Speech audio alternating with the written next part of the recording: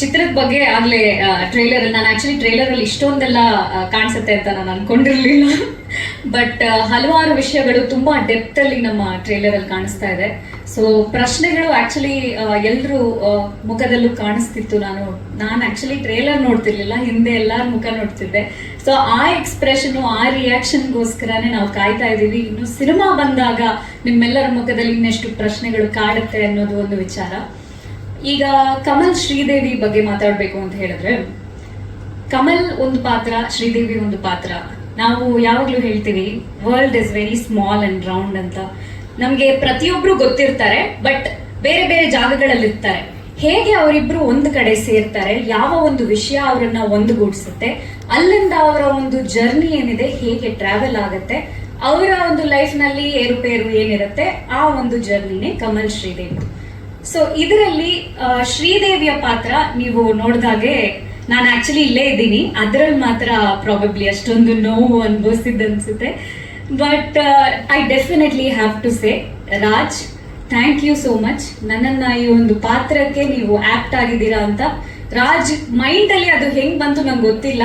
ಅದಕ್ಕೆ ಮುಂಚೆ ಕ್ಲಾಂತ ಅಲ್ಲಿ ಪ್ರಾಬಬ್ಲಿ ನೀವು ಬಂದು ನಮ್ಮ ಪ್ರೀಮಿಯರ್ ನೋಡಿ ಅದಕ್ಕೆ ಸಪೋರ್ಟ್ ಮಾಡಿದ್ರಿ. ಆ ಟೈಮಲ್ಲಿ ಅವ್ರಿಗೆ ಅನ್ನಿಸ್ತು ಅನ್ಸುತ್ತೆ ಸಂಗೀತ ಅವ್ರ ಈ ಪಾತ್ರ ಮಾಡ್ಬೋದು ಅಂತ. ಅವತ್ತಿನ ದಿನ ನಾನು ಆ ಡಿಸ್ಕ್ರಿಪ್ಷನ್ ಓದಿ ನನಗೆ ಈ ಪಾತ್ರ ಮಾಡ್ಲೇಬೇಕು ಅನ್ನೋ ಹುಚ್ಚು ಹಿಡಿತು. ಅದರಲ್ಲೂ ನಮ್ಮ ಸುನಿಲ್ ಅವರ ನಿರ್ದೇಶನ ಅಂತ ಗೊತ್ತಾದ್ಮೇಲೆ I wanted to do this role. ಅವತ್ತು ನಾನೇನಾದ್ರೂ ಮಿಸ್ ಮಾಡ್ಕೊಂಡಿದ್ರೆ ಪ್ರಾಬ್ಲಿ ಇಲ್ಲಿ ನಿಂತ್ಕೊಂಡು ಇದ್ರ ಬಗ್ಗೆ ಮಾತಾಡುವಂತ ಒಂದು ಆಪರ್ಚುನಿಟಿ ಸಿಗ್ತಾ ಇರ್ಲಿಲ್ಲ.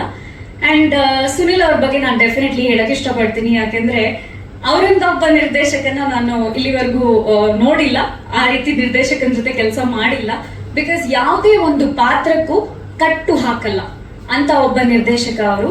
ಇದೊಂದು ಪ್ಲೇ ಗ್ರೌಂಡ್, ನಮ್ಮೆಲ್ಲ ಆರ್ಟಿಸ್ಟ್ನು ಅದರಲ್ಲಿ ನೀವು ನಿಮ್ಮ ಪಾತ್ರನ ಇದಕ್ಕೆ ಜೀವ ಕೊಡ್ಬೇಕು, ನೀವು ಹೆಂಗೆ ಅದನ್ನ ನಿರ್ವಹಿಸ್ತೀರಾ ನೋಡ್ತೀನಿ. ಅಲ್ಲೇನಾದ್ರೂ ಒಂದು ಸಣ್ಣ ಚೇಂಜಸ್ ಬೇಕಾದಲ್ಲಿ ಮಾತ್ರ ನಾನು ಬಂದು ತಿದ್ದುತ್ತೀನಿ ಅನ್ನೋಂತ ಒಬ್ಬ ನಿರ್ದೇಶಕ. ತುಂಬಾ ಅದ್ಭುತವಾದಂತ ನಿರ್ದೇಶನ ಮಾಡ್ತಾರೆ ನಮ್ಮ ಸುನಿಲ್ ಅವರು. ಅಂಡ್ ಆಫ್ ಕೋರ್ಸ್ ಸಚಿನ್, ನನ್ನ ಒಂದು ಒಳ್ಳೆ ಸ್ನೇಹಿತ ಹಾಗೂ ಕೋ ಆಕ್ಟರ್ ಅಂತ ಹೇಳ್ಬೋದು. ನಮ್ಮ ಕಮಲ್ ಪಾತ್ರಕ್ಕೆ ಒಂದು ಇನ್ನಸೆಂಟ್ ಆಗಿರುವಂತ ಒಬ್ರು ಪಾತ್ರಧಾರಿ ಬೇಕಾಗಿತ್ತು.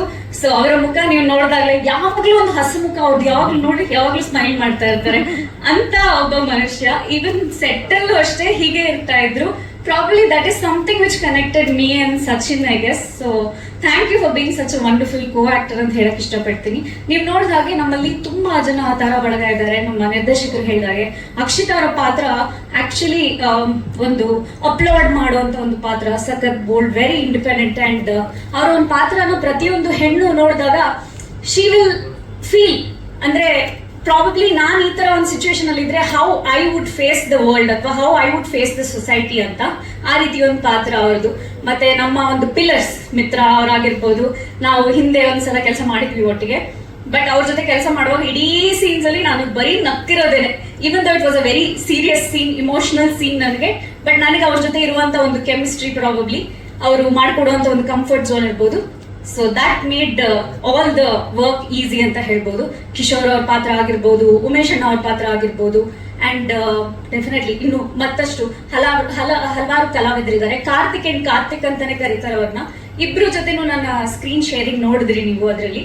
ಸೊ ಪ್ರತಿಯೊಬ್ಬರದ್ದು ಅವ್ರದೇ ಆದಂತ ಒಂದು unique way of story arc ಇದೆ. ಬಟ್ ಎಲ್ಲೂ ಯಾವುದು ಲೂಸ್ ಎಂಡ್ಸ್ ಇಲ್ಲ. That is something we have to appreciate. I am really sorry if I am boring you all.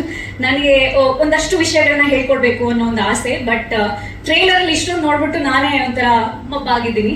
So ಹಾಗಾಗಿ ಹೆಚ್ಚು ಮಾತಾಡ್ತಾ ಇದ್ದೀನಿ. ಪ್ರಾಬಬ್ಲಿ ಸಿನಿಮಾ ನೋಡಿದ್ಮೇಲೆ ಇನ್ನೂ ಹೆಚ್ಚು ಮಾತಾಡಿ ನಿಮ್ಗೆಲ್ಲರಿಗೂ ಡಿಸ್ಟರ್ಬ್ ಮಾಡ್ತೀವಿ ಅನ್ಸುತ್ತೆ.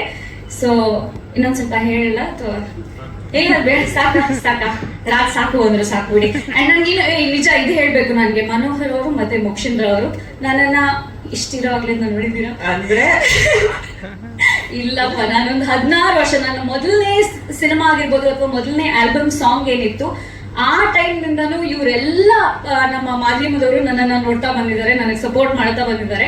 ಇವ್ರು ಇಲ್ಲದೆ ಪ್ರಾಬಬ್ಲಿ ನಮ್ಮ ಚಿತ್ರಗಳು ಅಥವಾ ನಾನು ಮಾಡುವಂತ ಪಾತ್ರಗಳು ಇಷ್ಟು ಮಟ್ಟಿಗೆ ರೀಚ್ ಆಗಕ್ ಸಾಧ್ಯ ಆಗ್ತಿರ್ಲಿಲ್ಲ.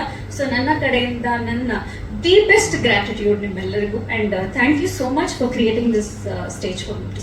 ಸೂಪರ್. Thank you.